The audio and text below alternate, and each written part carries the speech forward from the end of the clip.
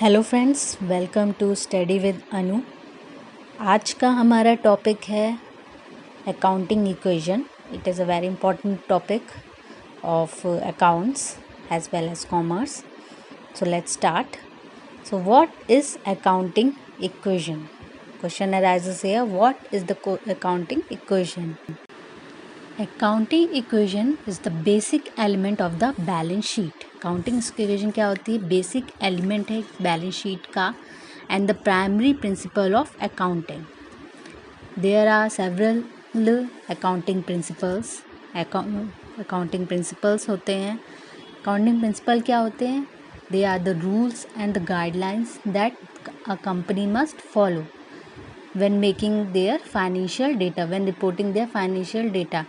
जब कोई भी कंपनी फाइनेंशियल डेटा बना रही होती है अपना, तो उनको कुछ अकाउंटिंग प्रिंसिपल्स या गाइडलाइंस को फॉलो करना पड़ता है जब बैलेंस शीट अपनी तैयार करती है।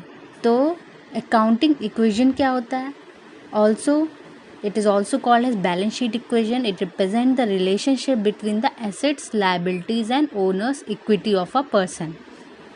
किसके बीच का रिलेशनशिप बताती है? एसेट्स, लायबिलिटीज़ या ओनरशिप, ओनर्स की इक्विटी. ओनर्स इक्विटी जो ओनर है उसने क्या पैसा लाया है कंपनी के लिए, बिजनेस में. ठीक है. And it is the foundation for the double entry book keeping system. It helps the company to prepare its balance sheet and see if the entire enterprise in assets is equal to its liability and stockholders equity. क्या बताती है? Company को अपने balance sheet prepare करने में मदद करती है और उसकी एसेट्स किसके इक्वल हैं, लायबिलिटीज़ एंड स्टॉक होल्डर्स के इक्विटी के इक्वल है कि नहीं है, ये देखने में मदद. It is the base of the double entry book keeping system. Double entry accounting system का बेस है. ठीक. Now next is an accounting equation is also known as balance sheet equation भी कहते हैं. Okay. And this approaches classifies the account as follows. 3 types में divide करता है. First is asset account, then liabilities account, then capital account. Asset account क्या होता है? Assets are the properties, possessions और economic resources of a business. जो properties हैं, properties, possessions या economic resources of a business, जो इकोनॉमिक रिसोर्सेज कंपनी के लिए आए होते. कोई भी रिसोर्सेज जो ओन या कंट्रोल करता है बिजनेस, उसे हम क्या कहेंगे? उसके एसेट कहेंगे. ठीक है. And it helps in earning revenue. Profit कमाने में मदद करता है. These are measurable in terms of money. And assets can be divided into tangible assets और इंटेंजिबल एसेट्स भी हो सकते हैं, या क्लासीफाई कर सकते हैं fix assets and current assets. Let's see some examples, that is land, building, furniture and fixtures, plant, machinery, vehicles, debitors.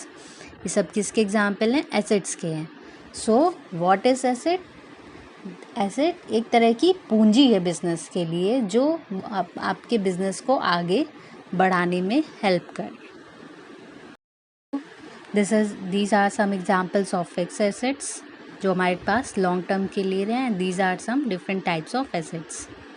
These are tangible asset, intangible asset, current asset and fixed asset. Tangible asset जिसे हम touch कर सकें, intangible asset जो untouchable हो, जैसे कि worth जो company के लिए लाएँ, जैसे goodwill of the company. Then current and fix asset. Current assets जो कि शॉर्ट टर्म के लिए अप्लाइड हों, जो नॉर्मल बिजनेस ऑपरेशंस में यूज़ हों. एंड फिक्स एसेट्स ऐसे एसेट्स जो कि लॉन्ग टर्म के लिए यूज़ हों. Okay. Then next is liability. Liabilities account. Liabilities account क्या होती हैं? That the identity owns to the outsiders, और द ऑब्लिगेशंस या डेब्ट्स क्या हैं जो बिजनेस को दूसरे लोगों को पे करना है. It can be long term और करेंट. लंबे समय के लिए भी हो सकती है या करेंट लायबिलिटी भी हो सकती है शॉर्ट टर्म के लिए. For example debentures, bank loans, creditors, bills payable, rent outstanding, then short term loans, bank overdraft. These all are the examples of liabilities account. Then next is capital account. Capital account क्या होता है? Capital account और owner's equity is the money that the owner bring into the business. ऐसा पैसा जो owner आपके business में लाए, वो भी एक तरह का क्या है, कैपिटल अकाउंट है। कैपिटल अकाउंट में उसको नोट डाउन किया जाता है। The owner can bring capital in the form of cash और assets and business has to pay back this amount to the owner has business is a separate identity from its owner. Business क्या है, अलग identity call किया जाता है from the owner. तो business को pay करना पड़ेगा उस अमाउंट को अपने ओनर को, ठीक है। Separate identity concept, it is very important concept. Please read down. I will discuss it in my next video. Then so for a balance sheet we show the capital on the liability side. Liability हो गई business के लिए, क्योंकि उसको वापस करना है business को अपने ओनर को, ठीक है। तो एक तरह का लाइबिलिटी हुआ बिजनेस के लिए। Then we show capital account after deducting the drawings. Capital account में हम ड्राइंग्स को हटा देते हैं। ड्राइंग्स क्या होते हैं, जो अमाउंट कैश है, गुड्स है या एसेट्स के फॉर्म में ओनर अपने पर्सनल यूज़ के लिए बिजनेस से ले। अगर अपने पर्सनल यूज़ के लिए कोई भी चीज़ ले रहा है तो उसको कैपिटल अकाउंट से डिडक्ट करना पड़ता है। अगर प्रॉफिट होगा of course it will increase the capital, and loss होगा तो डिक्रीज हो जाएगा। Okay, so formula for accounting equation is assets is equal to liabilities plus shareholders equity या capital is equal to assets minus liabilities। दोनों के form में हम लिख सकते हैं। Let's take an example. एक एग्जाम्पल देखते हैं सिंपल सा। For a budgetary year, leading retailer ABC firm incorporated the following points on its balance sheet. Total assets is equal to 190 crore rupees. Total liability rupees 130 crore. You have to find the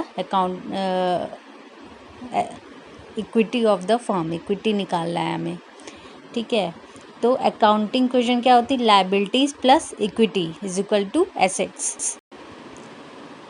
So assets given 190 crore minus 130 crore, liabilities हमारी 130 करोड़ की हैं, तो answer क्या आ जाएगा 60 crore. 60 crore is the capital of the firm या equity of the firm. Okay, now next example. हमें क्या निकालना है, prepare accounting equation for the following. Started business with cash rupees 1 lakh. Purchase furniture with for cash rupees 5,000. Purchase goods on cash rupees 20,000. Purchase goods on credit rupees 36,000. Paid rent for rupees goods costing rupees 40,000. Sold at profit 20%. Now इसमें हमें accounting equation बनानी है। So let's start. पहले क्या करेंगे, हम format लिखेंगे, accounting equation, transactions,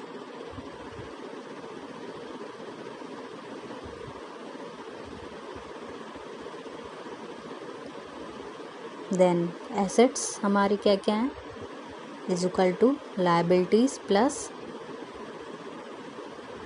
capital. So let's draw a line.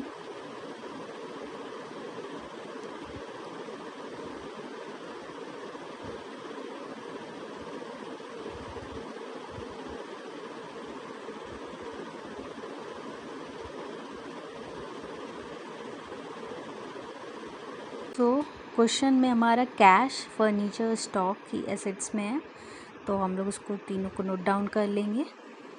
Then liabilities, और लायबिलिटीज़ के अंदर क्या आते हैं, हमारे क्रेडिटर्स आते हैं, तो क्रेडिटर्स लिख लेंगे।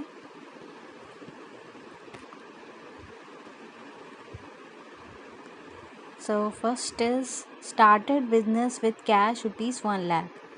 तो बिजनेस उसने स्टार्ट किया, बिजनेस कमेंस्ड या बिजनेस स्टार्टेड लिख देंगे। कैश, कैश पे ख़रीदा है 1 लाख रुपीज़ में।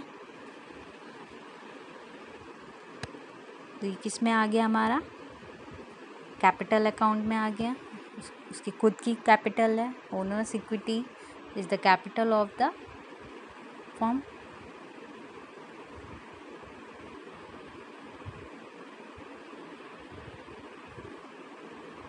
खुद का पैसा है तो कैपिटल अकाउंट में जाएगा।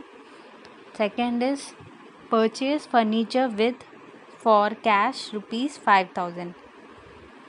कितने रुपए में खरीदा है फर्नीचर उसने? 5,000 रुपये में। तो कैश अकाउंट यानी कि कैश में उसने खरीदा, यानी कि उसका पैसा कम हुआ, कैश उसका विड्रॉ हुआ, तो माइनस हो जाएगा कैश से, और फर्नीचर में उसका 5,000 ऐड हो जाएगा। ये फर्नीचर उतने का आया है, उतने का एसेट आया भी है, ठीक है। So we will draw a line. 1 lakh में 5,000 डिडक्ट कर देंगे, 95,000, और ये 5,000 हम वैसे के वैसे लिख देंगे फर्नीचर में। Next is capital account 1 lakh ही रहेगा अभी भी। Then next is purchase goods on cash ₹20,000। Purchase goods, उसने गुड्स खरीदे कितने के? ₹20,000 के। 20,000 के गुड्स खरीदे हैं, तो 20,000 भी हमारा कैश में से डिडक्ट हो जाएगा। एंड डिडक्ट किया 95,000 माइनस 20,000, और ये जो है गुड्स आई यानी कि स्टॉक में आया है, तो 20,000 वहाँ पे ऐड हो जाएगा। डबल एंट्री सिस्टम होता है, so we will do as stocks आया है और कैश गया है। 75,000 कैश में, 5,000 फर्नीचर में, एंड स्टॉक में 20,000। एंड कैपिटल हमारा अभी भी 1 लाख रहेगा।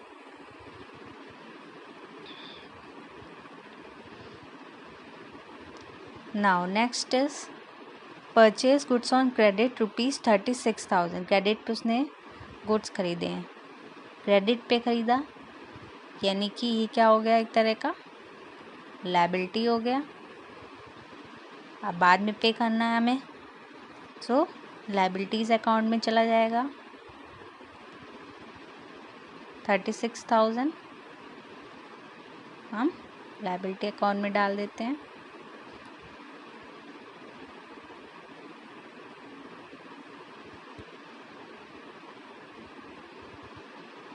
इतने के गुड्स आए हैं, तो प्लस 36,000, 20,000 सेम रहेगा स्टॉक में। सॉरी, 36,000 हमारा स्टॉक भी तो हुआ, गुड्स उसने खरीदे पर क्रेडिट पे खरीदे, तो स्टॉक में ऐड हो गया। 20,000 प्लस 36,000 इज 56,000।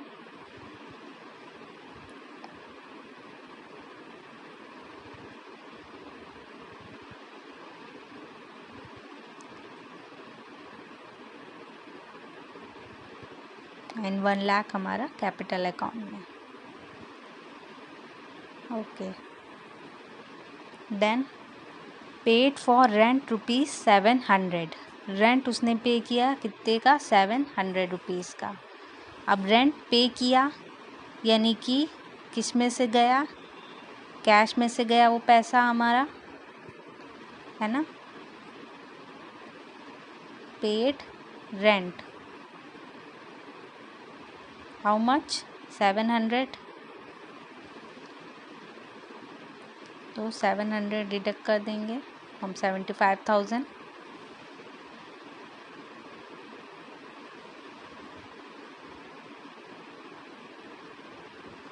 5,000 वैसे के वैसे लिख देंगे यहाँ पे। 56,000 भी वैसे ही लिख देंगे, 36,000 वैसे ही लिख देंगे, और 1 लाख यहाँ पे। 1 लाख में से 700 माइनस हो जाएगा क्योंकि उसने अपने कैपिटल से उसे पे किया है, तो okay. Now next is what? Goods costing ₹40,000 sold at profit 20%। Goods जो हैं कॉस्टिंग रुपीज़ 40,000 कितने में बेचे गए, प्रॉफिट 20% के प्रॉफिट पे। So we will first take out how much profit, कितना प्रॉफिट हुआ है उसे, तो निकाल लेंगे। Goods sold for at 20% profit at rupees 40,000 कितने में हुआ, यहाँ पे हमें पहले निकालना पड़ेगा।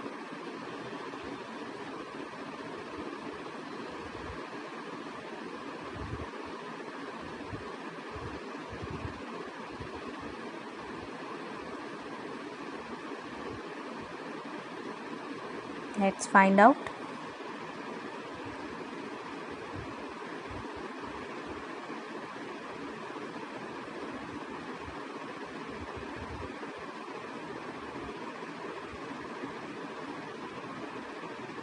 $40,000 is the cost price.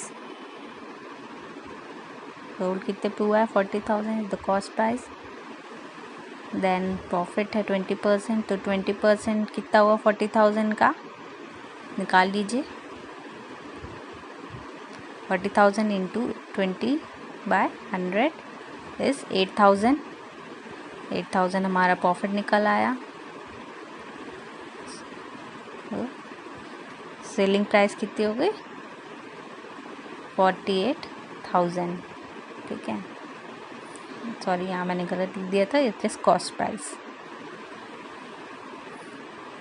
तो यहाँ पे कैश में कितना आ जाएगा, 48,000 पर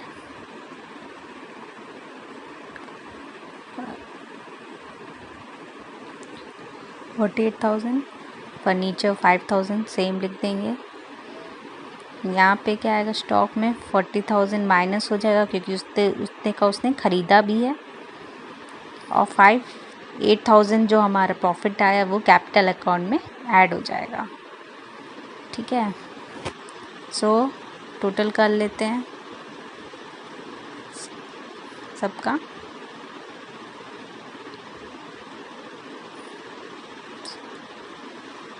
इसका 5,000 सेम लिख देंगे। 56,000 माइनस 40,000 निकाल लेंगे हम लोग। सो 16,000 आ गया आंसर। देन 36,000 इसका टोटल कर लेते हैं, 99,300 plus 8,000।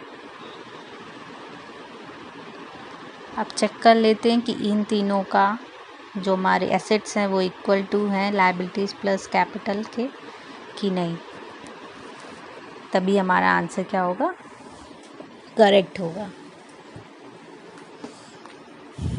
So let's find out.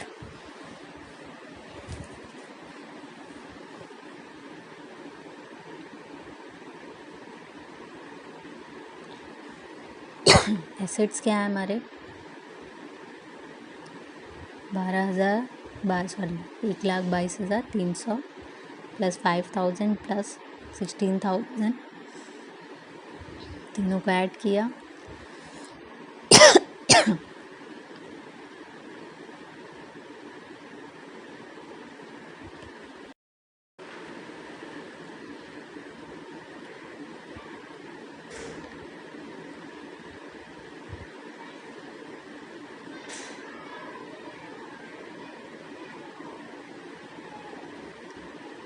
अब लायबिलिटीज़ और कैपिटल का भी एडिशन कर लेते हैं। So liabilities plus capital, set is equal to liabilities plus capital. Liabilities कितने की थी, 1,73,300 की, एंड कैपिटल थी, सॉरी लायबिलिटीज़ थी 36,000 की एंड कैपिटल थी हमारी 1,73,300 की। तो दोनों को ऐड करने पे तारा 1,43,300 जो कि हमारा सेम है। So answer is are correct. So If you like my video, please like and subscribe and do share it with your friends. Thanks for watching.